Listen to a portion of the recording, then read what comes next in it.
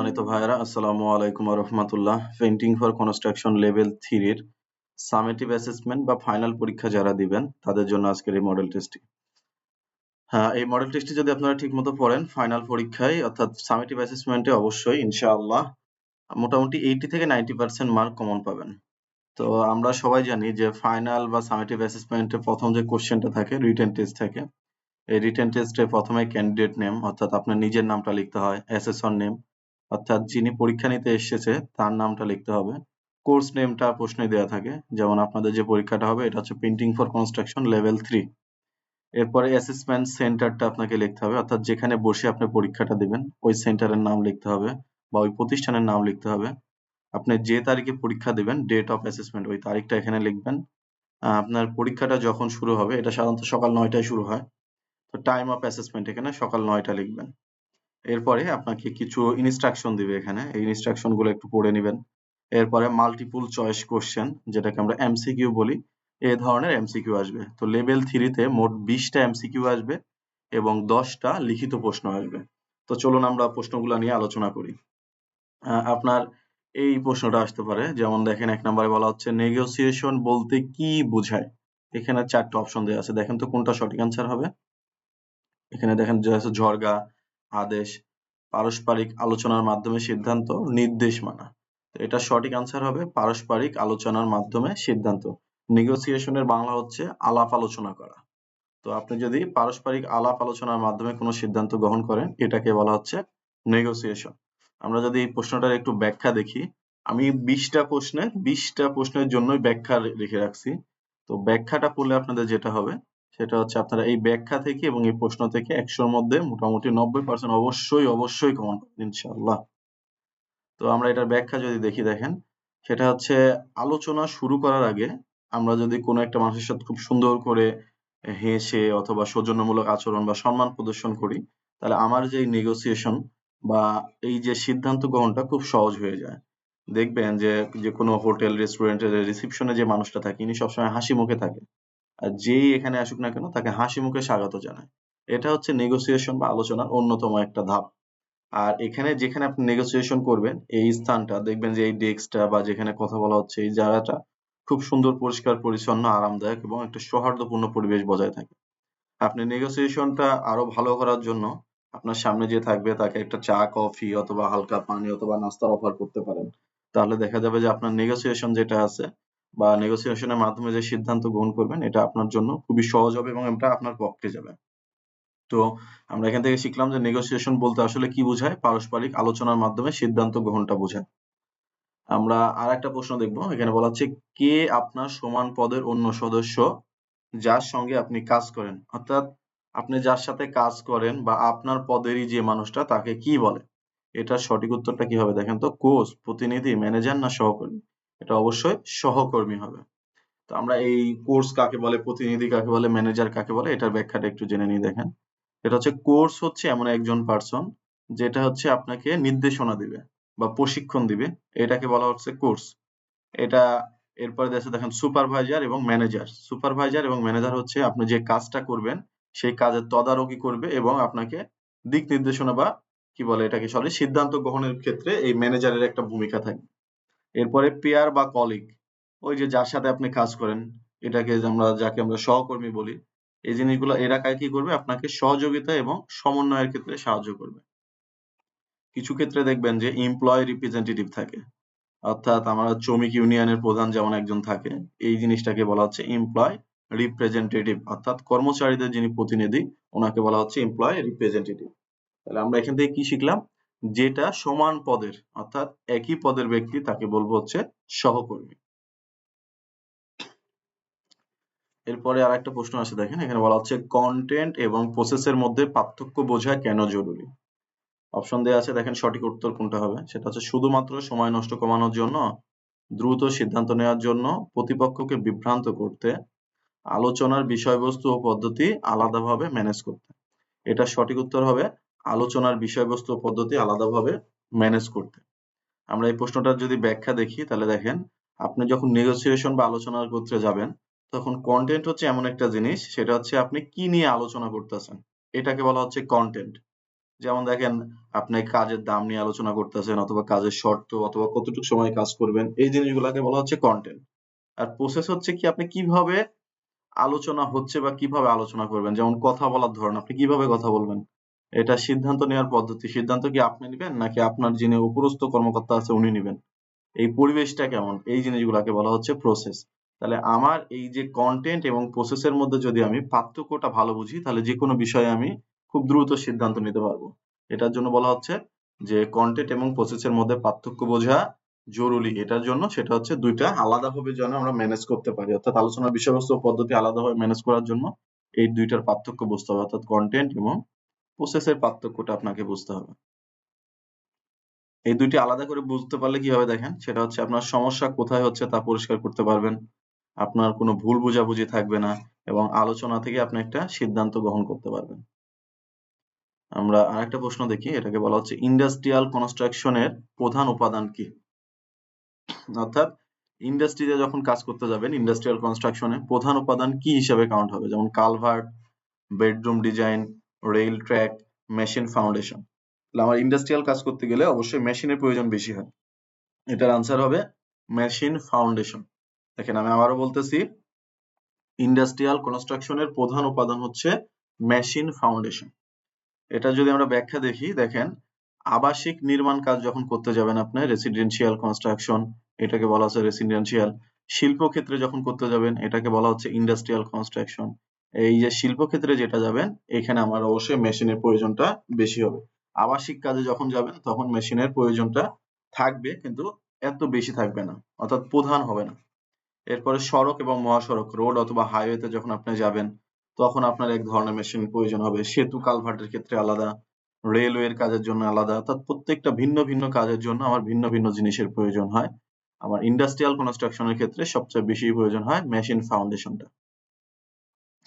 এরপরে বলা হচ্ছে কাঠের রঙের কাজ করার ক্ষেত্রে সবার পরিবেশে কি করা উচিত? অর্থাৎ আপনি কাঠের রং যখন করতে যাবেন তখন কি করবেন, সেটা হচ্ছে বাতাসহীন জায়গায় করবেন, নাকি ভেজা জায়গায় করবেন, নাকি অন্ধকারে করবেন, না যেখানে বাতাস চলাচল করে এমন জায়গায়? আপনি যেহেতু কাঠে এনামেল রং করবেন, তখন আপনাকে অবশ্যই বাতাস চলাচল করে এরকম একটা জায়গা নির্ধারিত করতে হবে, যেন এই জায়গাতে কোনো টক্সিক না হয়, অর্থাৎ পরিবেশটা যেন দূষিত না হয়। এটার জন্য বাতাস চলাচল করে এমন একটা জায়গায় কাঠের রং করা সবচেয়ে ভালো। আমরা যদি এটার ব্যাখ্যা দেখি, তাহলে দেখেন, আমরা যে কোনো কাঠের রং যখন করতে যাব লেভেল 3 অনুযায়ী, তখন আমাদের মূল রংটা থাকবে হচ্ছে এই যে এটা আরএসি রং বলা হয়।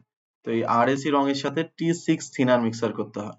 তো যখন আপনি T6 থিনার মিক্সার করবেন, এখানে একটা গন্ধ বের হবে। আপনি যদি এই বাতাস চলাচল করে এরকম একটা জায়গায় এটা T6 থিনারটা মিক্সার করেন, অথবা কাঠে রং করেন, তাহলে আমার পরিবেশটা ভালো থাকবে। ওটা পরিবেশের সাথে মিশে যাবে, অত ক্ষতি হবে না। কিন্তু বদ্ধ ঘরে করলে আপনার একটা বমি বমি ভাব আসবে, মাথা ব্যথা হবে। এটার জন্য বাতাস চলাচল করে এরকম জায়গায় কাঠে রং করা উচিত। আর কাঠের রং উঠানোর ক্ষেত্রে, অথবা লোহার সারফেসের রং উঠানোর ক্ষেত্রে, পুরাতন রং উঠানোর ক্ষেত্রে আপনারা এই যে পেইন্ট রিমুভার নামে একটা প্রোডাক্ট আছে, এই পেইন্ট রিমুভার প্রোডাক্টটা ব্যবহার করতে পারেন। আর একটা জিনিস, সেটা হচ্ছে এই পেইন্ট রিমুভার বলেন বা রং বলেন অথবা থিনার বলেন, যে কোনো জিনিস যখন ব্যবহার করবেন, ব্যবহারের পরে এই রঙের ক্যানগুলা খোলার পরে, এখানে দেখেন প্রশ্ন দেওয়া আছে, রঙের ক্যান খোলার পর কিভাবে ঢাকতে হবে? এটা অবশ্যই শক্ত করে বন্ধ করে রাখতে হবে। শক্ত করে যদি বন্ধ করে না রাখেন, তাহলে এই যে এনামেল রং বলেন বা পেইন্ট রিমুভার বলেন বা থিনার বলেন, এই জিনিসগুলো নষ্ট হয়ে যাবে। বিশেষ করে থিনার যদি শক্ত করে না লাগান, তাহলে তো ওটা উড়ে শেষ হয়ে যাবে, বাতাসের সাথে মিশে যাবে, কারণ এটা একটা উদ্বায়ী পদার্থ। তার জন্য অবশ্যই এটাকে আপনাকে রঙের ক্যান খোলার পরে শক্ত করে বন্ধ করতে হবে, এই জিনিসটা খেয়াল রাখবেন। কাঠের রং করার ক্ষেত্রে আমি যখন স্যান্ডিং করব, স্যান্ডিংটা অবশ্যই যে ফাইবার থাকে ফাইবার অনুযায়ী করব। আপনি এলোমেলো ভাবে যেদিকে সেদিকে যদি টান দেন, তাহলে কাঠের যে ফাইবার গুলা থাকে এটা নষ্ট হয়ে যাবে। আমরা পরবর্তী প্রশ্নতে যাই। পরবর্তী প্রশ্ন বলছে দেখেন, মেটাল সারফেসে ওয়াটার বেস এনামেল পেইন্ট করার পূর্বে প্রাইমার হিসাবে কি ব্যবহার করা হবে? অর্থাৎ লোহাতে আপনি রং করবেন, এই রংটা হবে ওয়াটার বেস। তাহলে লোহার সারফেসে রং করার সময় প্রাইমার হিসাবে কি ব্যবহার করবেন? অবশ্যই আপনাকে রেড অক্সাইড প্রাইমার ব্যবহার করতে হবে। তো আমরা যদি একটু দেখি, এই যে এই প্রোডাক্টটাকে বলা হচ্ছে red oxide primer. Red oxide primer, এখানে একটা প্রশ্ন দেওয়া আছে, দেখেন রেড অক্সাইড প্রাইমারের সাথে কি মিশ্রণ করতে হয়? এটা তো আমরা সবাই জানি যে রেড অক্সাইড প্রাইমারের সাথে বা অ্যাক্রোর সাথে T6 থিনার মিক্সার করতে হয়। আবার দেখেন বলা হচ্ছে যে ওয়াটার বেস এনামেল পেইন্ট করবেন মেটাল সারফেস অর্থাৎ লোহার সারফেসে। লোহার সারফেসে ওয়াটার বেস এনামেল পেইন্ট করতে গেলে আপনাকে এই যে ব্রিদিজি এনামেল যেটা আছে এই ব্রিদিজি এনামেল পেইন্টটা প্রয়োগ করতে হবে। এই ব্রিদিজি এনামেলের সাথে কতটুকু পানি মিক্সার করবেন আপনি? 10 থেকে 15% পানি দিতে হবে। এটা যদিও এনামেল পেইন্ট কিন্তু এটা ওয়াটার বেস অর্থাৎ থিনার না দিয়ে পানি দিবেন। আর এটার প্রাইমার যেটা আছে অ্যান্টিকরসিভ রেড অক্সাইড এটার সাথে অবশ্যই T6 থিনার দিতে হবে। আর যদি সারফেসে মরিচা থাকে তাহলে মরিচা ওঠানোর জন্য কি ব্যবহার করতে হবে? এই যে এই প্রোডাক্টটা রাস্ট ব্লাস্টার। রাস্ট ব্লাস্টার যদি এইভাবে ব্রাশ দিয়ে লাগাই দেন আপনি তাহলে খুব সুন্দরভাবে এই মরিচাগুলো উঠে চলে আসবে। আমাদের পরবর্তী প্রশ্ন হচ্ছে ওয়াটার বেস এনামেল পেইন্ট প্রয়োগ করার সময় নিম্নে বর্ণিত কোন টুলস ব্যবহার করা হয়? তাহলে ওয়াটার বেস এনামেল পেইন্ট মানে কি আমরা দেখলাম? ওয়াটার বেস এনামেল পেইন্ট মানে আমরা দেখলাম হচ্ছে এই যে ব্রিথ ইজি এনামেল। তাহলে ব্রিথ ইজি এনামেল আপনি স্প্রেও করতে পারবেন, ব্রাশ দিয়েও করতে পারবেন, রোলার দিয়েও করতে পারবেন। সবচেয়ে বেশি ব্যবহার হয় হচ্ছে ব্রাশ এবং রোলার ওয়াটার বেসের ক্ষেত্রে। স্প্রেও আপনি খুব সুন্দর করে করতে পারবেন। আর এই রঙের সাথে পানি মিক্সার করতে হবে। অর্থাৎ ওয়াটার বেস মানে পানি মিশ্রিত কোনো একটা রং। তাহলে এটার উত্তর হবে কি? ওয়াটার বেস এনামেল পেইন্ট আপনি স্প্রে দিয়েও করতে পারবেন অর্থাৎ স্প্রেও করতে পারবেন, ব্রাশ দিয়েও করতে পারবেন, রোলার দিয়েও করতে পারবেন। হ্যাঁ, আমরা এই পর্যায়ে দেখবো হচ্ছে আরেকটি প্রশ্ন, সেটা হচ্ছে রুফিং কম্পাউন্ড কোন টুলস দিয়ে প্রয়োগ করা হয়? রুফিং কম্পাউন্ড মানে ছাদে যে রংটা প্রয়োগ করেন এটা আপনি ব্রাশ দিয়েও করতে পারবেন, রোলার দিয়েও করতে পারবেন। এটার সঠিক উত্তর হবে ক ও খ উভয়। আমরা যদি এটার ব্যাখ্যা দেখি, এই যে এই রংটাকে বলা হচ্ছে রুফিং কম্পাউন্ড। তাহলে এই রুফিং কম্পাউন্ড আপনি কোথায় প্রয়োগ করেন সাধারণত? এটা সাধারণত বাড়ির ছাদে প্রয়োগ করা হয়। ছাদ মানে হচ্ছে কংক্রিটের সারফেসে। আমি আবারও বলতেছি, দেখেন রুফিং কম্পাউন্ড হচ্ছে কংক্রিটের যে সারফেস আছে বা অ্যাসফল্টেড যে ছাদগুলো আছে এই ছাদে অথবা কংক্রিটের সারফেসে আপনি এই রুফিং কম্পাউন্ডটা ব্যবহার করতে পারবেন। আপনার পরীক্ষাতে আসতে পারে যে রুফিং কম্পাউন্ডের বৈশিষ্ট্য লেখো, তাহলে আপনি কি কি লিখবেন? বৈশিষ্ট্য বা সুবিধা হচ্ছে টপ ফ্লোরে 3°C তাপমাত্রা কমাবে, সারফেসে 90% সৌরশক্তি তাপ নির্গত করবে এবং সৌরশক্তির 80% প্রতিফলিত করবে এবং পানি প্রতিরোধে অনন্য গুণ সম্পন্ন, চমৎকার ক্ষার এবং নোনা প্রতিরোধী। ফ্লেক্সিবল রুফিং কম্পাউন্ড মূলত যদি ছাদে প্রয়োগ করেন তাহলে ছাদের নিচের যে রুমটা থাকে এই রুমের তাপমাত্রা কমাবে, সেই সাথে সাথে আপনার এই যে পানির যে সমস্যা থাকে অর্থাৎ শ্যাওলা ছত্রাক হয়ে থাকে বা ছাদ দিয়ে নিচে পানি চুয়ায় চুয়ায় পড়ে এই ধরনের সমস্যা থেকে আপনি সুরক্ষা পাবেন। এটাই হচ্ছে রুফিং কম্পাউন্ডের বৈশিষ্ট্য। তাহলে রুফিং কম্পাউন্ড কংক্রিট সারফেস এবং অ্যাসফল্টেড ছাদে প্রয়োগ করা যাবে, এটা ব্রাশ রোলার দুইটা দিয়েই প্রয়োগ করা যাবে। এরপরে বলা হচ্ছে দেখেন রঙের ব্রাশ ব্যবহারের পর কি করতে হয়? আপনি যে ব্রাশ দিয়ে রং করবেন এই ব্রাশ ব্যবহার করার পরে অবশ্যই আপনাকে পরিষ্কার পরিচ্ছন্ন করে রাখতে হবে অর্থাৎ পরিষ্কার করে রাখতে হবে। শুধু যে ব্রাশ বিষয়টা এরকম না, আমরা রঙের কাজে দেখেন এই যে brush, roller, spatula, scraper, party knife, mixing stick, হাতুড়ি, ঝামা পাথর, তারপরে বলে কি তারের ব্রাশ, তারপর ন্যাকড়া বা জুট কাপড় বা মার্কিন কাপড় বলি, স্ক্রুড্রাইভার, এই যত জিনিসগুলা দেখতেছি সবগুলাই যেটাই ব্যবহার করি না কেন কাজ শেষে আমাকে খুব সুন্দর করে পরিষ্কার পরিচ্ছন্ন করে রাখতে হবে। অর্থাৎ রঙের ব্রাশ ব্যবহারের পরে আমাকে পরিষ্কার করে রাখতে হবে। আমরা আরেকটা প্রশ্ন যদি দেখি, দেখেন বলছে পেইন্টিং কাজে মার্কিন ক্লথ, এই যে এই জিনিসগুলা এটা হচ্ছে আরো পাতলা হয়, এই মার্কিন ক্লথ ব্যবহার করা হয় কেন? তাহলে পেইন্টিং কাজে মার্কিন ক্লথ ব্যবহার করা হয় আলগা ধুলাবালি পরিষ্কার করার জন্য, রং ছাকার জন্য, পেইন্ট করার জন্য, অর্থাৎ এখানে সব কাজে আপনি ব্যবহার করতে পারবেন। অর্থাৎ পেইন্টিং কাজে মার্কিন ক্লথ ধুলাবালি পরিষ্কার করার জন্য ব্যবহার হবে, রং ছাকার জন্য ব্যবহার করা হবে, আবার যখন আপনারা এনামেল পেইন্ট করেন অর্থাৎ এনামেল পেইন্ট করার সময় এই মার্কিন কাপড়গুলা ব্যবহার করা হয়। আমাদের এখানে এরকম প্রশ্ন আসতে পারে যে মার্কিন কাপড় বা মার্কিন ক্লথের দুইটা ব্যবহার লেখো। তাহলে আমরা বলবো যে আলগা ধুলাবালি পরিষ্কার করার জন্য, পেইন্ট করার জন্য অথবা রং ছাকার জন্য। বলতে পারে তারের ব্রাশের দুইটা ব্যবহার করো। তাহলে তারের ব্রাশের যদি দুইটা ব্যবহার লিখতে বলে তখন আমরা লিখবো যে পুরাতন শ্যাওলা ছত্রাক পরিষ্কার করার জন্য বা আনওয়ান্টেড যে জিনিসগুলো আছে এগুলা পরিষ্কার করার জন্য। আমাদের আসতে পারে ফ্লাওয়ার বুমের ব্যবহার কি? ফ্লাওয়ার বুম কখন ব্যবহার করব? পাট্টি করার পরে, পাট্টি স্যান্ডিং করার পরে এই যে আলগা ধুলাবালি থাকে এই আলগা ধুলাবালি পরিষ্কার করার ক্ষেত্রেও আমরা এই যে ফ্লাওয়ার বুম, আমরা অনেক সময় এটা ভুল করে ফেলি আর পরীক্ষাতে আসে যে ফ্লাওয়ার বুমের ব্যবহার লিখুন, তখন আমরা বুঝতে পারি না যে ফ্লাওয়ার বুমটা কি। ফ্লাওয়ার বুম মানে হচ্ছে ফুলের ঝাড়ু। তাহলে ফুলের ঝাড়ু কেন ব্যবহার করেন আপনি? পাটটি স্যান্ডিং করার পর আলগা ধুলাবালি পরিষ্কার করার জন্য। আমি আবারও বলতেছি, এটা দেখেন ফ্লাওয়ার বুম ব্যবহার করা হয় আলগা ধুলাবালি পরিষ্কার করার জন্য। সাধারণত পাটটি স্যান্ডিং করার পরে এটা ব্যবহার করা হয়। এরপরে পাট্টি নাইফের ব্যবহার যদি আসে, বলবেন যে পাট্টি নাইফ দিয়ে পাট্টি করা হয়, মিক্সিং স্টিক দিয়ে রং মিক্সার করা হয়। এই জিনিসগুলো আমাদের পরীক্ষাতে আসার সম্ভাবনা অনেক বেশি। তাহলে আমি লাস্টে আবার বলতেছি, ফ্লাওয়ার বুম। ফ্লাওয়ার বুমের ব্যবহার কি? আলগা ধুলাবালি পরিষ্কার করা, স্যান্ডিং করার পরে। আপনাদের একটা অঙ্ক আসবে পরীক্ষাতে অবশ্যই। এই অঙ্কটা এই ধরনের আসতে পারে, যেমন দেখেন, একটি জানালার দৈর্ঘ্য 6 ফুট আর প্রস্থ 4 ফুট 5 ইঞ্চি হলে জানালার মোট ক্ষেত্রফল কত? তাহলে আমার এই যে দৈর্ঘ্য এবং প্রস্থ গুণ করতে হবে। তো প্রস্থর ক্ষেত্রে দেখেন ফুট এবং ইঞ্চি দুইটাতে দেওয়া আছে, তাহলে এই ফুট এবং ইঞ্চিকে আমাদের ফুটে নিতে হবে। তাহলে এই 5 ইঞ্চি সমান সমান আমরা জানি হচ্ছে 0.42 ফুট। তাহলে আমরা যদি 6 গুণন 4 দশমিক কত দিই আমরা 4.42 দিই, তাহলে আমাদের এটার অ্যান্সার আসবে 26.5। এই জাতীয় যে অঙ্কগুলো আছে, দৈর্ঘ্য গুণন প্রস্থ, এইভাবে এই অঙ্কগুলো অবশ্যই বের করে ফেলবেন। তাহলে আমরা যদি এটার একটু ব্যাখ্যা দেখি, দেখেন এখানে আর একটা প্রশ্ন পরীক্ষাতে আসতে পারে। এটা হচ্ছে কত সুতোয় 1 ইঞ্চি হয়? আমরা জানি 8 সুতায় 1 ইঞ্চি হয়। আবার এই প্রশ্নও দিতে পারে যে কত ইঞ্চিতে 1 গজ হয়? তখন আপনি বলবেন 36 ইঞ্চিতে 1 গজ হয়।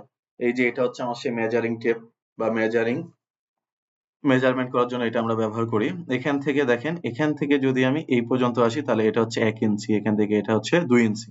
আমরা যদি নিচে দেখি, দেখেন 1 সেন্টিমিটার, 2 সেন্টিমিটার, 3 সেন্টিমিটার এগুলা দেওয়া আছে। আবার এই যে ছোট ছোট যে দাগগুলা দেখতেছেন, এগুলাকে বলা হচ্ছে মিলিমিটার। তাহলে মিলিমিটার, সেন্টিমিটার, মিটার, এই জিনিসগুলো আমাদের এখান থেকে একদম ক্লিয়ার করে জানতে হবে। আবার এখানে দেখেন, এই যে এখান থেকে এখান পর্যন্ত আমরা 1 ইঞ্চি বলতেছি না, তাহলে 1 ইঞ্চি মানে হচ্ছে কি 8 সুতা। এই জিনিসটা একটু মুখস্থ করার চেষ্টা করবেন। এই যে এটা 1 সুতায় কত ইঞ্চি হয়, এটা বলবেন যে 8 সুতোয় 1 ইঞ্চি হয়। অর্থাৎ কত সুতায় 1 ইঞ্চি? 8 সুতোয় 1 ইঞ্চি। কত ইঞ্চিতে 1 গজ? 36 ইঞ্চিতে 1 গজ। আর এই প্রশ্নটার উত্তর হচ্ছে কি 26.5 আসবে। এরপরে বলতেছে, দেখেন ওয়াল পাট্টি প্রয়োগের সুবিধা কি?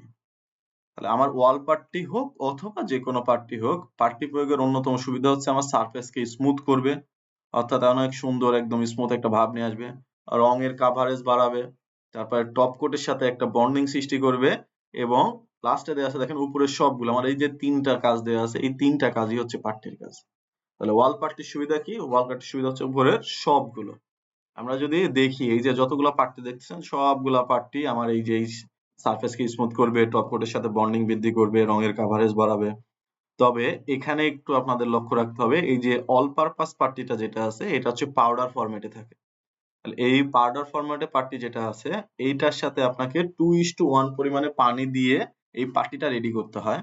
এই অল পারপাস পাট্টিটা সাধারণত একদম নতুন সারফেসে ব্যবহার করতে হয়, পুরাতন সারফেসে অল পারপাস পাট্টি ব্যবহার করা যাবে না। আর এখানে আরেকটা স্পেশাল পাট্টি দেওয়া আছে, দেখেন হাই বিল পাট্টি। আমার সারফেসে যদি ড্যাম্পের সমস্যা হয়, লবণের সমস্যা হয়, ক্ষারের সমস্যা হয়, বা আমাদের সারফেসে যদি দেখা যাচ্ছে হেয়ার লাইন ক্র্যাক থাকে, তখন আপনি যদি এই হাই বিল পাট্টিটা ব্যবহার করেন, তাহলে আপনি ড্যাম্প থেকে, লবণাক্ততা থেকে, বা অ্যালকালি থেকে, বা হেয়ার লাইন ক্র্যাক থেকে সুরক্ষা পাবেন।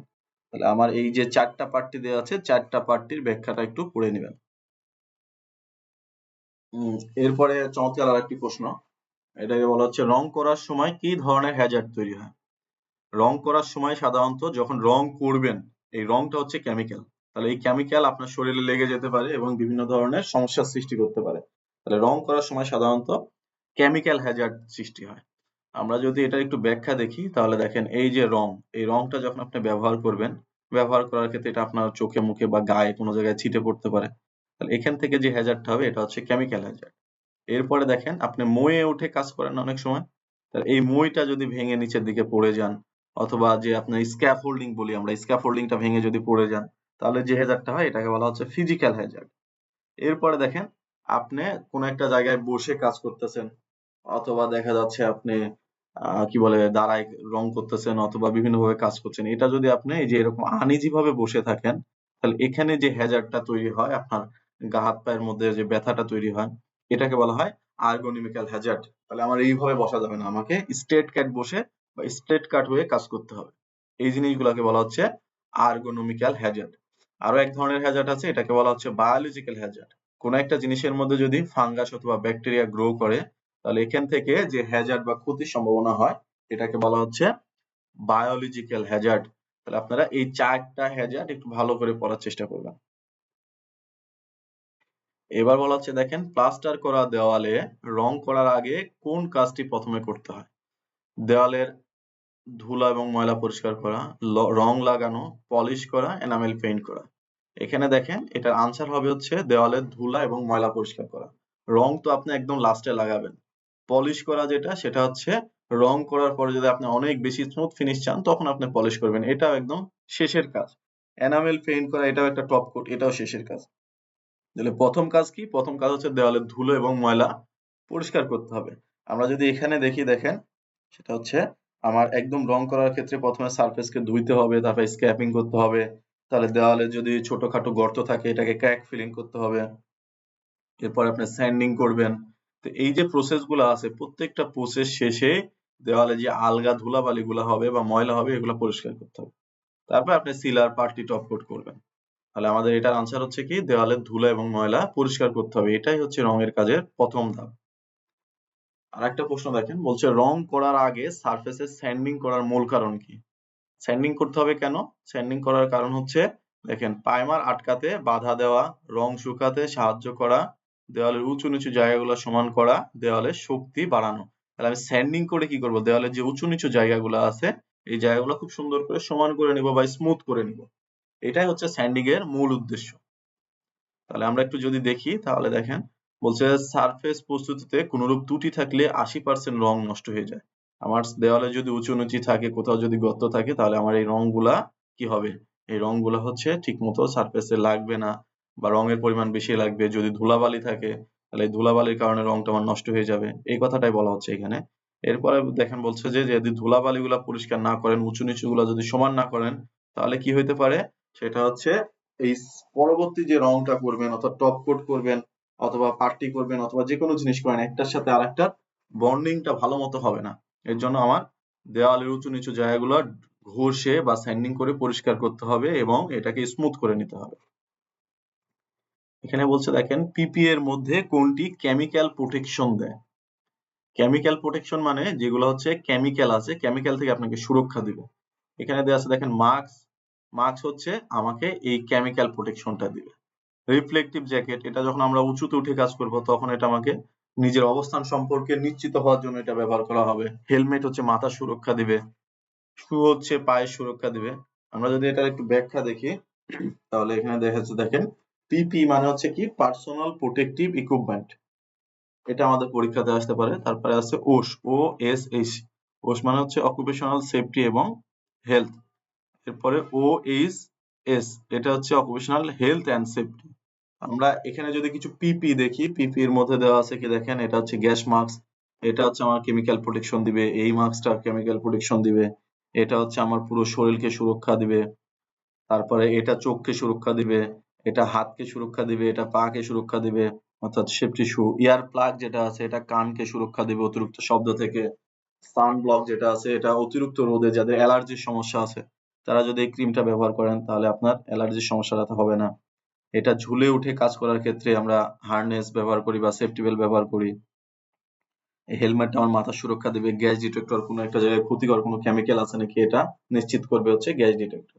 এই হচ্ছে ফুল আমাদের অংশ। একটা মানুষ যখন এই প্রত্যেকটা জিনিস ব্যবহার করবে তখন তাকে এরকম দেখাবে, অর্থাৎ ফুল পিপি মেনটেন করে আমাদের রঙের যে কোনো কাজ করা সবচেয়ে উত্তম। আমরা আরেকটা চমৎকার প্রশ্ন দেখব, এটাকে বলা হচ্ছে রোড মার্কিং এর ডিউরেবিলিটি নির্ভর করে কোনটির উপর? ডিউরেবিলিটি মানে রোড মার্কিং পেইন্ট সবচেয়ে বেশি দিন যাবে বা দীর্ঘস্থায়ী হবে কোনটির উপরে? এটা হচ্ছে পেইন্টের কোয়ালিটি, আপনি কোন ধরনের পেইন্ট ব্যবহার করতেছেন, আর এটা সারফেস প্রিপারেশনের উপর নির্ভর করবে। তাহলে আমি যদি পেইন্ট ভালো মানের পেইন্ট ব্যবহার করি এবং সারফেসটা খুব সুন্দর করে মানে রেডি করি বা প্রস্তুত করি, তাহলে আমার রোড মার্কিং পেইন্টের ডিউরেবিলিটিটা অনেক দিন থাকবে। এটা যদি আমরা ব্যাখ্যা দেখি তাহলে দেখেন এই যে রোড মার্কিং পেইন্টটা যখন করা হয় রাস্তাতে প্রচুর পরিমাণে ঘর্ষণ লাগে, রোদ বৃষ্টি অনেক কিছু থাকে। তাহলে আমি ভালো কোয়ালিটির পেইন্ট যদি ব্যবহার না করি আর এই সারফেসটা যদি আমি খুব সুন্দর করে রেডি না করি তাহলে আমার এই রোড মার্কিং পেইন্টটা বেশি দিন টিকবে না। এটার জন্য বলা হচ্ছে রোড মার্কিং পেইন্টের ডিউরেবিলিটি নির্ভর করবে পেইন্টের কোয়ালিটি এবং সারফেস প্রিপারেশনের উপর। এরপরে বলা হচ্ছে দেখেন রোড মার্কিং এর জন্য বেশি ব্যবহৃত রং কোনটি? তাহলে রোড মার্কিং এর জন্য সবচেয়ে বেশি যে রংটা ব্যবহার করেন এই রংটার নাম হচ্ছে থার্মোপ্লাস্টিক রং। আমি আবার বলছি, দেখেন, থার্মোপ্লাস্টিক রং। আপনি ইপক্সি পেইন্ট বলেন, অ্যাক্রিলিক পেইন্ট বলেন বা সিনথেটিক পেইন্ট বলেন, এগুলো নেয় না। এটার মধ্যে রোড মার্কিং এর জন্য সবচেয়ে বেশি ব্যবহার করা হয় থার্মোপ্লাস্টিক। আমরা যদি একটু ব্যাখ্যা দেখি, বলা হচ্ছে, দেখেন, থার্মোপ্লাস্টিক রোড মার্কিং এর জন্য সবচেয়ে বেশি জনপ্রিয়, কারণ এটা হচ্ছে খুব দীর্ঘস্থায়ী হবে, রাতে আলো প্রতিফলন করবে, গাড়ির চাপ এবং ঘর্ষণ সহ্য করতে পারবে, রোদ বৃষ্টিতে এটা নষ্ট হবে না এবং দ্রুত শক্ত হয়ে যাবে বা শুকায় যাবে। এখানে যে অন্য অপশন গুলো দেওয়া আছে, ইপক্সি পেইন্ট প্রথমে যেটা দেওয়া আছে, এটা বেশি ব্যবহার হয় হচ্ছে ফ্যাক্টরিতে বা ইনডোর ফ্লোরে, অর্থাৎ ইপক্সি পেইন্ট ফ্লোরে ব্যবহার করা হয়। অ্যাক্রিলিক পেইন্ট, এই যে অ্যাক্রিলিক পেইন্ট যেটা দেওয়া আছে, এটা হচ্ছে স্বল্প স্থায়ী, অস্থায়ী মার্কিং এর ক্ষেত্রে। নরমালি যদি আপনি একটা মার্কিং করতে চান, তো কিছুদিন, দু একদিন গেলে বা মোটামুটি 1 মাস 2 মাস বা 6 মাস গেলেই হবে, তখন আপনি অ্যাক্রিলিক পেইন্ট ব্যবহার করতে পারেন। সিনথেটিক পেইন্ট যেগুলো দেওয়া আছে, এটা তো সাধারণ আমাদের সিনথেটিক এনামেল পেইন্ট যেটা আছে, এটা রোডে যদি ব্যবহার করেন, এটা আপনার সাথে সাথে উঠে যাবে, অর্থাৎ আপনি 1 মাসের মধ্যে দেখবেন যে এটা সিনথেটিক পেইন্ট আর নাই। তাহলে রোড মার্কিং এর জন্য বেশি ব্যবহৃত পেইন্টের নাম হচ্ছে কি আমাদের থার্মোপ্লাস্টিক পেইন্ট। থার্মোপ্লাস্টিক পেইন্টটা উচ্চ তাপমাত্রায় ব্যবহার করা হয় সাধারণত। আমাদের আরো একটি প্রশ্ন আসতে পারে, সেটা হচ্ছে ভিওসি বলতে কি বুঝো? ভিওসি মানে কি? Volatile organic compound. ভিওসির পুনরূপ কি? Volatile organic compound. আমাদের এই যে বিডিজি যে রংটা আছে, এটা হচ্ছে ভিওসি ফ্রি বা লো ভিওসির একটা রং। এই রংটার মধ্যে ভিওসির পরিমাণ খুবই কম। এটা হচ্ছে একদম ইকো ফ্রেন্ড বা পরিবেশ বান্ধব একটা রং। এটাকে বলা হচ্ছে ভিওসি, অর্থাৎ ভিওসি ফ্রি রং বা ভিওসি কম থাকা একটা রং। এটা ভিওসি মানে ভোলাটাইল অর্গানিক কম্পাউন্ড। একদম লাস্ট এমসিকিউ যেটা দেয়া আছে, সেটা হচ্ছে ডাই টাইম না মানলে কি কি সমস্যা হতে পারে? ডাই টাইম মানে শুকানোর জন্য যদি আপনি পর্যাপ্ত সময় না দেন, তাহলে কি কি সমস্যার সম্মুখীন হবে? এখানে দেখেন বলা আছে, রঙে ফোস্কা পড়া বা বুদবুদ সৃষ্টি হতে পারে। হ্যাঁ, এটা হইতে পারে। পরবর্তী কোট রং ঠিক মতো সারফেসে প্রয়োগ করা যায় না, এটা হইতে পারবে। দাগ চিহ্ন অসমান ফিনিশ থাকবে, এটা হইতে পারবে। অর্থাৎ আমাদের এখানকার অ্যান্সার হবে উপরের সবগুলা। ঠিক মতো যদি রংকে শুকাইতে না দেন, তাহলে আপনার রঙে ফোস্কা পড়তে পারে বা বুদবুদ সৃষ্টি হতে পারে। পরবর্তী কোট রং আপনি ঠিক মতো করতে পারবেন না, রোলারের সাথে বেঁধে যাবে, দেখবেন। দাগ চিহ্ন বা অসমান একটা ফিনিশ পাবেন। তাহলে এখানে সবগুলো আনসারই হবে। আমরা যদি এটার ব্যাখ্যা দেখি, আপনাদের যে সিবিএলএম বইটা দেওয়া হয়েছে, সিবিএলএম মানে হচ্ছে কম্পিটেন্সি, কি বলে, কম্পিটেন্সি বেসড লার্নিং ম্যাটেরিয়াল। তো ওই সিবিএলএম এর হচ্ছে ইন্টেরিয়র পার্ট যেটা আছে, এটার হচ্ছে 32 নাম্বার পেজে দেখবেন যে এরকম একটা চার্ট দেওয়া আছে। এই চার্টটা মুখস্থ করবেন। এখানে দেখেন 2 ধরনের শুকানোর পদ্ধতি দেওয়া আছে, একটা হচ্ছে টাচ ডাই আর একটা হচ্ছে হার্ড ডাই। টাচ ডাই কি? হালকা স্পর্শে রং লেগে থাকে না, অর্থাৎ আপনি রং করছেন, এখানে হাত দিয়েছেন, তাহলে ওই রংটা যদি আপনার হাতে না লাগে, তাহলে এটাকে বলা হচ্ছে টাচ ডাই। এটার জন্য সাধারণত 20 মিনিট থেকে 1 ঘন্টা সময় লাগবে। হার্ড ডাই হচ্ছে রং পুরোপুরি শুকিয়ে যায় এবং শক্ত হয়ে যায়, এটাকে বলা হচ্ছে হার্ড ডাই। এটার জন্য আপনার 8 থেকে 24 ঘন্টা সময় লাগবে। আর রিকোট টাইম, অর্থাৎ 1 কোট দিচ্ছেন, দেওয়ার পরে আরেক কোট যদি রং দিতে যান, তাহলে সাধারণত আমার 2 থেকে 6 ঘন্টা, অর্থাৎ এটা যদি আমার নরমালি ওয়াটার বেস রং হয়, তাহলে 2 থেকে 6 ঘন্টা বা 6 থেকে 8 ঘন্টা আমরা সময় দিই। আর এটা যদি এনামেল রং হয়, তখন আমার সময়টা আরো বেশি দেওয়া লাগে। এটা যদি রোড মার্কিং পেইন্ট হয়, আপনি আধা ঘন্টার মধ্যে বা 15-20 মিনিটের মধ্যে আরেক কোট করে দিতে পারেন। তো এটা রঙের উপরে ভিন্নতা আসে, অর্থাৎ বিভিন্ন রঙের ক্ষেত্রে এই রিকোট টাইমটা বিভিন্ন রকম হয়। আমাদের এই 20টা প্রশ্ন যদি আপনি ব্যাখ্যা সহকারে পড়েন, তাহলে আপনার এমসিকিউ এ 20টার মধ্যে অন্তত 18টা প্রশ্ন অবশ্যই কমন পাবেন। আমরা এবার হচ্ছে চলে যাব সংক্ষিপ্ত প্রশ্ন উত্তরে। সংক্ষিপ্ত প্রশ্ন উত্তরে প্রথম যে প্রশ্নটা দেওয়া আছে, এটাকে বলা হচ্ছে ইতিবাচক নেগোসিয়েশন পরিবেশ তৈরি করতে কি কি করা যায়? ইতিবাচক নেগোসিয়েশন মানে আপনি কোনো একটা কাস্টমারের সাথে কথা বলতেছেন, কথা বলার পর ওই কাজটা আপনাকে দিয়ে দিবে, এটাকে বলা হচ্ছে ইতিবাচক নেগোসিয়েশন। তাহলে ইতিবাচক নেগোসিয়েশনের যদি এরকম একটা পরিবেশ তৈরি করতে চান, তাহলে ওনাকে একটা চা কফির অর্ডার দিতে পারেন। উনি যখন কথা বলবে, তখন আপনি খুব সুন্দর করে শুনবেন। এ ধরনের ভাবে যদি আপনি নেগোসিয়েশন করেন, তাহলে আমার এই পরিবেশটা ইতিবাচক নেগোসিয়েশনের একটা পরিবেশ হবে। এরপরে বলা হচ্ছে, দেখেন, ইন্টারপার্সোনাল কমিউনিকেশন স্কিল উন্নয়নের 3টা উপায়। ইন্টারপার্সোনাল মানে আপনার ব্যক্তিগত যে কমিউনিকেশন স্কিল আছে, এটা উন্নয়নের জন্য 3টা উপায় বলতে হবে। যেমন আপনি কি করতে পারেন, সেটা হচ্ছে কেউ যখন কথা বলে খুব সুন্দর করে শুনবেন, এটা একটা। তারপরে কেউ যখন কথা বলে তার কথার মূল্যায়ন করার চেষ্টা করবেন, অর্থাৎ আপনি যেটা বলতেছেন ওইটাই সেরা, এরকম না। আবার কি হইতে পারে সেটা হচ্ছে তার সাথে যোগাযোগ রক্ষা করবেন, অর্থাৎ তার সাথে যদি আপনার মাঝে মাঝে দেখা হয়, হাই হ্যালো থাকে, তাহলে আপনার ইন্টার কমিউনিকেশন স্কিলটা বৃদ্ধি পাবে। এই 3টা লিখে দিবেন। এরপরে বলা হচ্ছে দেখেন কনস্ট্রাকশন সেক্টর কি? কনস্ট্রাকশন সেক্টর মানে আপনারা একটা বিল্ডিং শুরু থেকে শেষ পর্যন্ত যে কাজগুলা থাকে সবগুলাকে আসলে কনস্ট্রাকশন সেক্টর বলা হয়। তাহলে কনস্ট্রাকশন সেক্টর হচ্ছে বিল্ডিং এর সাথে জড়িত সকল কাজকে বলা হচ্ছে কনস্ট্রাকশন সেক্টর। আমরা যদি আরেকটা প্রশ্ন দেখি সেটা হচ্ছে আন্ডারকোট রং কেন ব্যবহার করা হয়? এটা আমরা সবাই জানি যে আন্ডারকোট রংটা যদি আমরা ব্যবহার করি তাহলে টপ কোট যে রংটা ব্যবহার করবেন এই টপ কোট রঙের কাভারেজটা বৃদ্ধি পাবে এবং আমার সারফেসটা দীর্ঘদিন পর্যন্ত ভালো থাকবে, রঙের স্থায়িত্বটা বাড়বে। এরপর বলছে অ্যাডভান্স পেইন্টের সুবিধা সমূহ লিখুন। অ্যাডভান্স পেইন্টের কি কি সুবিধা আছে? অ্যাডভান্স পেইন্ট ধরেন ড্যাম গার্ডের কোনো একটা প্রোডাক্ট অথবা ব্রিথ ইজি ভাইরা কেয়ার, তাহলে আপনাদের যদি এই ড্যাম গার্ডের প্রোডাক্টগুলো অথবা ব্রিথ ইজি ভাইরা কেয়ার যদি ব্যবহার করেন তাহলে আপনার সারফেসে কোনো ধরনের ড্যাম্প হবে না, ক্ষতিকর যে সূর্যের আলো আছে এগুলা থেকে সুরক্ষা দিবে, তারপরে আপনার কোনো ভাইরাস ব্যাকটেরিয়া থাকবে না। এরকম 3টা বা 4টা আপনি উদাহরণ বা সুবিধা লিখে দিবেন। এরপরে দেওয়া আছে দেখেন রোড মার্কিং বা ব্রিজ মার্কিং এর প্রয়োজনীয়তা ব্যাখ্যা করুন। সংক্ষিপ্ত প্রশ্ন থাকবে মূলত 10টা। তো আমরা এই 10টা প্রশ্নই দেখবো। রোড মার্কিং বা ব্রিজ মার্কিং এর প্রয়োজনীয়তা। রোড মার্কিং বা ব্রিজ মার্কিং যদি আপনি করেন তাহলে আপনার পরিবেশটা অর্থাৎ রাস্তাটা নিরাপদ থাকবে। যেমন ধরেন একটা জেব্রা ক্রসিং দেওয়া আছে, জেব্রা ক্রসিং দেওয়া থাকলে কি হবে, আপনার ওই সাইড দিয়ে বাচ্চা কাচ্চা খুব ইজিলি পারাপার হইতে পারবে বা আপনি নিজেও পারাপার হইতে পারবেন। তাহলে রোড মার্কিং করলে ট্রাফিক নিয়ন্ত্রণ করা যায়। তারপরে কুয়াশাচ্ছন্ন আবহাওয়াতে আপনি খুব সহজে নিরাপদে চলাচল করতে পারবেন। তারপর বিশেষ যেগুলা এরিয়া আছে বা স্পেশাল এরিয়া গুলো আপনি চিহ্নিত করতে পারবেন। এটা হচ্ছে রোড মার্কিং এর প্রয়োজনীয়তা। এছাড়া অনেক প্রয়োজনীয়তা আছে, আপনারা আপনাদের যে বইটা দেওয়া আছে সিবিএলএম ওখান থেকে এটা দেখে নেবেন। এরপরে বলছে পেইন্টিং কাজে ব্যবহৃত 5টি পিপিই এর নাম এবং প্রয়োজনীয়তা ব্যাখ্যা করেন। আমরা পিপিই গুলো দেখেন আগেই দেখে ফেলছি, যেমন হেলমেট, হেলমেট কি করবে, মাথা সুরক্ষা দিবে। সেফটি গগলস, চোখের সুরক্ষা দিবে। তারপর ইয়ার প্লাগ, ইয়ার প্লাগ হচ্ছে অতিরিক্ত যদি শব্দ হয় তাহলে শব্দ থেকে আমাকে সুরক্ষা দিবে। তারপরে ধরেন মাস্ক, মাস্ক হচ্ছে যে সমস্ত জায়গায় গ্যাস ট্যাস আছে বা ক্ষতিকর কেমিক্যাল আছে ওই জায়গাতে আমার শ্বাসযন্ত্রকে সুরক্ষা দিবে। তারপরে আপনার সেফটি জ্যাকেট আপনাকে দৃশ্যমান করে তুলবে। এরপরে আপনি সেফটি শু ব্যবহার করছেন, এটা আপনার পায়ের সুরক্ষা দিবে। এই ধরনের কয়েকটা জিনিসের নাম লিখে দিবেন। এরপরে বলা হচ্ছে ওয়াটার বেস এনামেল পেইন্টের সুবিধা সমূহ লিখুন। ওয়াটার বেস এনামেল পেইন্ট মানে যে রংগুলোর মধ্যে আপনি পানি মিক্সার করে রং করেন এগুলাকে বলা হচ্ছে water base. Water base enamel paint যদি হয় তাহলে আমার থিনার ব্যবহার করা লাগছে না, অর্থাৎ এটা একটা পরিবেশ বান্ধব রং হবে, দ্রুত শুকাবে। এরপরে এটা আমার রোমে কোনো প্রকারের গন্ধ থাকবে না, পরিবেশ বান্ধব থাকবে। এই ধরনের 2-3টা কথা লিখে দিতে হবে।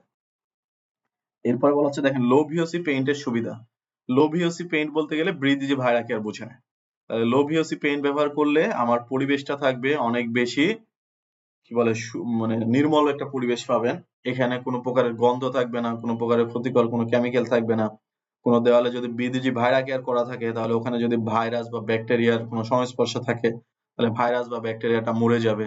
এগুলাই হচ্ছে মূলত লো ভিওসি পেইন্টের সুবিধা। একদম লাস্ট প্রশ্ন যেটা সেটা হচ্ছে অ্যাডভান্স পেইন্টের সুবিধা সমূহ লিখুন। অ্যাডভান্স পেইন্ট মানে যেগুলো হচ্ছে একটু হাই কোয়ালিটির পেইন্ট, যেমন এটা হইতে পারে ড্যাম গার্ডের কোনো একটা পেইন্ট, এটা একটা অ্যাডভান্স পেইন্ট, যেমন ড্যাম গার্ড পাওয়ার, ড্যাম গার্ড সুপ্রিম। তারপরে হইতে পারে ব্রিথ ইজি এনামেল, এটা একটা অ্যাডভান্স পেইন্ট। এরপরে দেওয়া আছে দেখেন ব্রিথ ইজি ভাইরা কেয়ার, এটা অ্যাডভান্স পেইন্ট। তাহলে অ্যাডভান্স পেইন্টের ব্যবহার সুবিধা হচ্ছে কি এগুলা আছে অনেক বেশি পরিবেশ সুরক্ষাকারী হবে, অর্থাৎ পরিবেশ বান্ধব একটা পেইন্ট হবে, গন্ধ টন্ধ থাকবে না। এবং এই পেইন্ট গুলো যদি ব্যবহার করেন তাহলে বিভিন্ন ধরনের যে প্লাস্টার ওয়ালের সমস্যা হয়, ড্যাম্পের সমস্যা, লবণাক্ততার সমস্যা, এই সমস্যাগুলো থেকে আপনি সুরক্ষা পাবেন। এগুলো হচ্ছে অ্যাডভান্স পেইন্টের সুবিধা।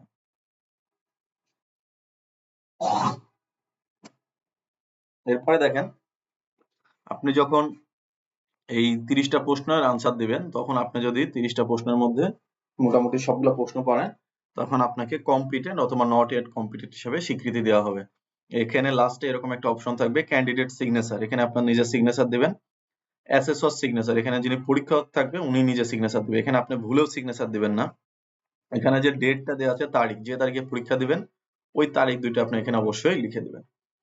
এরপরে দেখেন আপনাদের কিছু প্রশ্ন থাকে ভাইবার কি বলে প্র্যাকটিক্যাল পার্টগুলোর মধ্যে এই লেভেল 3 তে টোটাল আপনাকে 5টা প্র্যাকটিক্যাল করতে হবে। লেভেল 3 টা মূলত একটু কঠিন আছে। তো এখানে 5টা প্র্যাকটিক্যালের মধ্যে প্রথম যে প্র্যাকটিক্যাল আছে এটাকে বলা হচ্ছে ইন্টেরিয়র সারফেসের জন্য, অর্থাৎ ভেতরের সারফেসের জন্য। ভিতরের সারফেসের প্র্যাকটিক্যালটা কেমন হবে একটু দেখেন।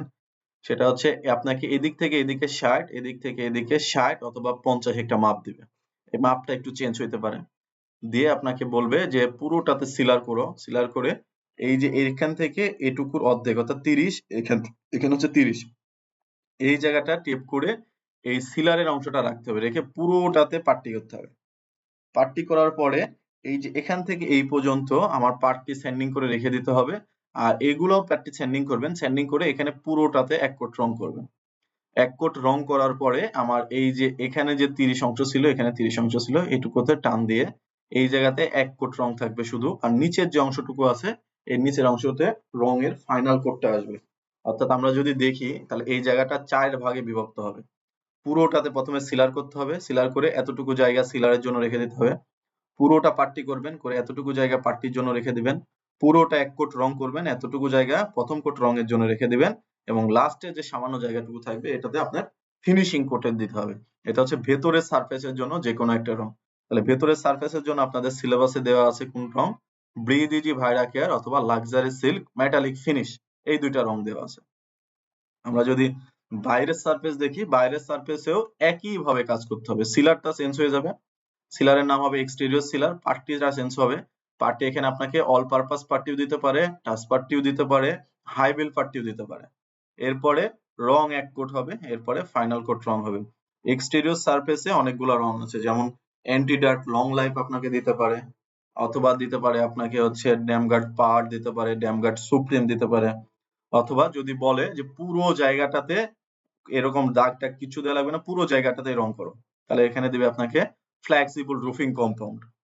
আবার এরকম দিতে পারে, সেটা হচ্ছে এই পুরো জায়গাটাতে রং করা আছে, এই রঙের উপরে একটা আপনার আস্তর মেরে দিতে হবে, জাস্ট একটা প্রোটেকশন দিতে হবে, তখন আপনাকে দিবে কি বলে সিলিকন ওয়াটার রিপিলেন্ট। আবার যদি বলে যে এখানে একটা মানে সাশ্রয়ী রং করা আছে, গ্লস কম, এখানে এই গ্লসটা তুমি বাড়ায় দেখায় দাও, তখন আপনাকে কি করতে হবে, সিলিকন শাইন করতে হবে। অর্থাৎ ভেতর বাইরের সারফেসের জন্য আমাদের অনেকগুলো রং পড়তে হবে, একটা হচ্ছে অ্যান্টিডার্ট লং লাইফ, একটা হচ্ছে ড্যামগার্ড পাওয়ার অথবা ড্যামগার্ড সুপ্রিম, তারপর আমাদের পড়তে হবে flexible roofing compound, silicon shine অথবা সিলিকন ওয়াটার রিপিলেন্ট, এই রংগুলো দেখতে হবে। এই সিলারের ক্ষেত্রে আপনাকে এক্সটেরিয়র সিলার দেখতে হবে, ড্যামগার্ড প্রাইমার, ড্যামশিল সিলার দেখতে হবে। পার্টির ক্ষেত্রে আপনাকে দেখতে হবে all purpose party, touch party এবং হাই বিল পার্টি। তাহলে এই এক্সটেরিয়র পার্টটা মূলত অনেক বড় একটা পার্ট, এই পার্টটা খুব ভালো করে পড়বেন।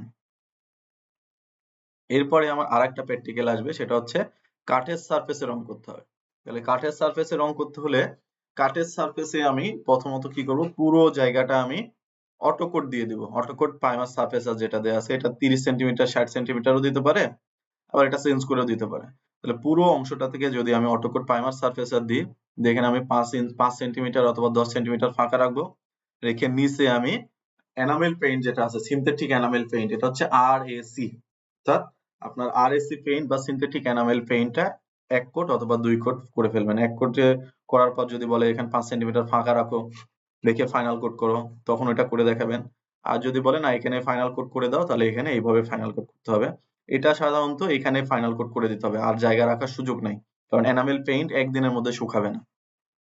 এরপরে দিয়ে থাকবে দেখেন মেটাল সারফেস, অর্থাৎ লোহার সারফেসে আমার অ্যাডভান্স পেইন্ট প্রয়োগ। লোহার সারফেসে যদি অ্যাডভান্স পেইন্ট প্রয়োগ করতে যান, এনামেল পেইন্ট, ওই পেইন্টটার নাম হচ্ছে ব্রিথ ইজি এনামেল পেইন্ট, অর্থাৎ ওয়াটার বেস পেইন্ট আপনি লোহার সারফেসে করবেন। এটার জন্য আপনাকে ওই একই মাপ দিবে অথবা চেঞ্জ করে দিতে পারে। আপনাকে পুরো সারফেসটা, যেহেতু লোহার সারফেস এটা, অ্যান্টি করোসিভ রেড অক্সাইড দিতে হবে 1 কোট। দেওয়ার পরে 5 সেন্টিমিটার অথবা 10 সেন্টিমিটার ফাঁকা রাখবেন, রাখার পর নিচের পুরো অংশটাতে ব্রিথ ইজি এনামেল যেটা আছে 10 থেকে 15% পানি দিয়ে 1 কোট প্রয়োগ করে দিবেন। দেওয়ার পরে ব্রিথ ইজি এনামেল, এটা তো ওয়াটার বেস, তাহলে খুব দ্রুত শুকায় যাবে, তখন আপনি এখানে 5 অথবা 10 সেন্টিমিটার ফাঁকা রেখে ফাইনাল কোটটা আবার করে দিতে পারেন। অর্থাৎ এখানে আপনাকে দুইটা অংশও দেখাতে হইতে পারে, আবার এখানে ফাইনাল কোটটা দেখতে হইতে পারে। আপনাকে অ্যাসেসর যেভাবে বলবে ওই অনুযায়ী আপনাকে কাজ করতে হবে। এরপরে যদি দেখি একদম লাস্ট প্র্যাকটিক্যাল যেটা, সেটা হচ্ছে রোড মার্কিং এর ক্ষেত্রে আপনাকে সরাসরি রোড সারফেস অথবা অ্যাসবেস্টস কিছু শীট দিবে, এই শীটে আপনাকে কাজ করতে হবে। আমরা সবাই জানি যে রোড মার্কিং এর সবচেয়ে বেশি ব্যবহৃত হয় হচ্ছে সাদা কালার এবং হলুদ কালার, অর্থাৎ হোয়াইট এবং ইয়েলো কালারটা। তাহলে আপনাকে ধরেন এরকম একটা শীট দিছে, এটা 30 সেন্টিমিটার, এটা 60 সেন্টিমিটার। এখন এখানে বলবে যে এটাকে 3 ভাগে ভাগ করতে হবে, ভাগ করে এই পাশে এবং এই পাশে সাদা করতে হবে, মিডিলে হচ্ছে ইয়েলো করতে হবে। তাহলে আপনি এখানে এই রোড মার্কিং এর ক্ষেত্রে রোড মার্কিং পেইন্টের মধ্যে আপনাকে সাধারণত বার্জারের একটা জেনসোলিন রোড মার্কিং পেইন্ট আছে, এই পেইন্টটা আপনাকে দিবে। তাহলে এটার সাথে আপনি T6 অথবা T4, আমি আবার বলছি দেখেন, থিনার হচ্ছে T4 অথবা T7, এই থিনারটা দিয়ে রংটাকে সুন্দর করে পাতলা করে নেওয়ার পরে 10% বা যতটুকু প্রয়োজন হয় ততটুকু দিবেন। এটা থিনার আসলে আহামরি ওরকম প্রয়োজন হয় না। দেওয়ার পরে আপনার এইভাবে সুন্দর করে পুরো অংশটাকে সাদা করবেন। সাদা করার পরে মিডিলে এই যে 10 সেন্টিমিটার জায়গা ফাঁকা রেখে এই জায়গাতে আপনি ইয়েলো কালার বা হলুদ কালারটা করে দেবেন। এই রোড মার্কিং পেইন্টটা করার ক্ষেত্রে আপনাকে অবশ্যই লক্ষ্য রাখতে হবে যে এই যে মার্কার গুলা দেওয়া আছে বা দাগ গুলা দেওয়া আছে, এটা যদি একটু এদিকে এদিকে হয়, অর্থাৎ একটু কম বেশি হলে কিন্তু আপনাকে অ্যাসেসর এটাকে নট ইয়েট কম্পিটেন্ট বা ফেল করায় দিবে আপনাকে। সুতরাং রোড মার্কিং পেইন্ট করার ক্ষেত্রে বা আগে যে প্র্যাকটিক্যাল গুলো আমরা দেখলাম, এগুলো হচ্ছে মার্কিং গুলা খুবই গুরুত্বপূর্ণ। কোনো অবস্থায় যেন মার্কিং টেপের বাইরে আপনার রংটা না যায়, এদিকে সুন্দর করে লক্ষ্য রাখবেন। এই ছিল আমাদের হচ্ছে প্র্যাকটিক্যাল পার্ট। এবং সর্বশেষ যেটা দেখব সেটা হচ্ছে ভাইবা বা মৌখিক পরীক্ষা আমরা যেটা বলি। মৌখিক পরীক্ষার ক্ষেত্রে আপনার যেটা হবে সেটা হচ্ছে এই ধরনের কিছু প্রশ্ন আসবে, যেমন বলছে জেব্রা ক্রসিং কি, তারপর গ্যাস মাস্ক কেন ব্যবহার করা হয়, ডিজাইনের কাজে ব্যবহার করা হয় এমন একটি রঙের নাম বলুন, রোড মার্কিং এ কোন কালার সবচেয়ে বেশি ব্যবহার করা হয়, কাঠের সারফেসে এনামেল পেইন্ট ব্যবহার করলে কি কি সুবিধা পাওয়া যাবে। এই ধরনের কিছু প্রশ্ন আপনাকে ভাইভাতে জিজ্ঞাসা করবে, অথবা প্র্যাকটিক্যাল করতেছেন আপনি, প্র্যাকটিক্যাল থেকেও প্রশ্ন জিজ্ঞাসা করতে পারে। আসলে ভাইবার নির্দিষ্ট কোনো প্রশ্ন নাই, আপনাকে যে কোনো জায়গা থেকে জিজ্ঞাসা করতে পারে, আপনি আপনার মতো করে অ্যান্সার দিবেন। তাহলে যদি বলে জেব্রা ক্রসিং কি, তাহলে জেব্রা ক্রসিং হচ্ছে রাস্তা পারাপারের জন্য যে পেইন্ট করা হয় বা যে কালার করা হয়, সাধারণত সাদা কালার করা হয়, এটা জেব্রা ক্রসিং। গ্যাস মাস্ক কেন ব্যবহার করা হয়, এনামেল পেইন্টের যে ক্ষতিকর জিনিসগুলো থাকে এগুলো সুরক্ষার জন্য আমরা গ্যাস মাস্ক ব্যবহার করি। ডিজাইনের ক্ষেত্রে কি ব্যবহার করা হয়, এরকম একটা রং হচ্ছে আমাদের সিলেবাস অনুযায়ী লাক্সারি সিল্ক মেটালিক ফিনিশ আছে। রোড মার্কিং এ আমরা সবাই জানি যে সাদা কালার এবং হলুদ কালারটা সবচেয়ে বেশি ব্যবহার হয়।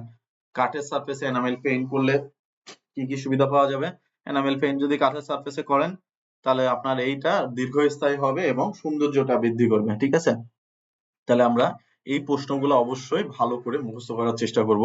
এই যে এতক্ষণ যে প্রশ্নগুলো আলোচনা করলাম, এখান থেকে মোটামুটি আপনি 80 থেকে 90 ভাগ প্রশ্ন অবশ্যই কমন পাবেন, যদি ব্যাখ্যা সহকারে ভালো মতো বুঝে পড়েন তখন। তো সবাইকে অসংখ্য ধন্যবাদ, সবাই ভালো থাকবেন, সুস্থ থাকবেন। পেইন্টিং ফর কনস্ট্রাকশন লেভেল 3 সমস্ত ভিডিওগুলো আমার এই চ্যানেলে আপনারা পেয়ে যাবেন। এখানে প্লেলিস্টে PCL3 এইখানে গেলে আপনারা, অথবা painting for construction level 3 CS analysis, এই চ্যাপ্টারটাতে গেলে সবগুলা বিষয় আলাদা আলাদা করে আলোচনা করা আছে। আপনারা বাকি ভিডিওগুলো অবশ্যই দেখে নেবেন। ভিডিওটা যদি ভালো লাগে লাইক করবেন, কোনো কিছু জানার থাকলে অবশ্যই কমেন্টে জানাবেন। আপনার যে সমস্ত ভাইয়েরা এই লেভেল 3 এর পরীক্ষাটা দিবে, শুধুমাত্র তাদের কাছে এই ভিডিওটা শেয়ার করবেন। এ ধরনের পেইন্টিং রিলেটেড যত ভিডিও আছে আপনি যদি পেতে চান অবশ্যই চ্যানেলটি সাবস্ক্রাইব করে রাখবেন। সবাই ভালো থাকবেন, সুস্থ থাকবেন। আল্লাহ হাফেজ।